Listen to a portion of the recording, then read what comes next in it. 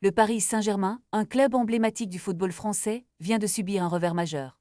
Mardi, les Prodromes de Paris ont ordonné au PSG de verser près de 61 millions d'euros à Kylian Mbappé, une décision qui a fait l'effet d'une bombe dans le monde du football. Cette somme, qui représente des salaires, des primes et des congés impayés, est le résultat d'une plainte déposée par l'attaquant star, qui a quitté le club pour rejoindre le Real Madrid.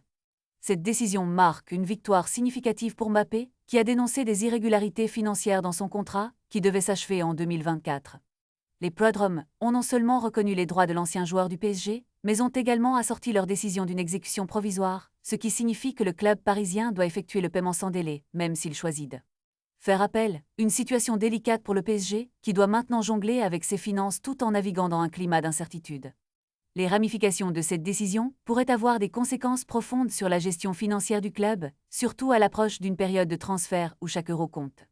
Les supporters du PSG sont dans l'expectative, se demandant comment cette affaire influencera l'avenir de leur équipe bien-aimée. Sera-t-il possible pour le club de surmonter cette tempête financière tout en continuant à rivaliser au plus haut niveau? Les dirigeants du PSG devront agir rapidement pour stabiliser la situation et éviter d'autres complications. En attendant, Kylian Mbappé, en pleine ascension avec le Real Madrid, peut célébrer cette victoire en justice comme un pas important dans la reconnaissance de ses droits en tant que joueur. Reste à voir comment le PSG réagira à cette décision et quelles mesures il prendra pour assurer la pérennité de son projet sportif.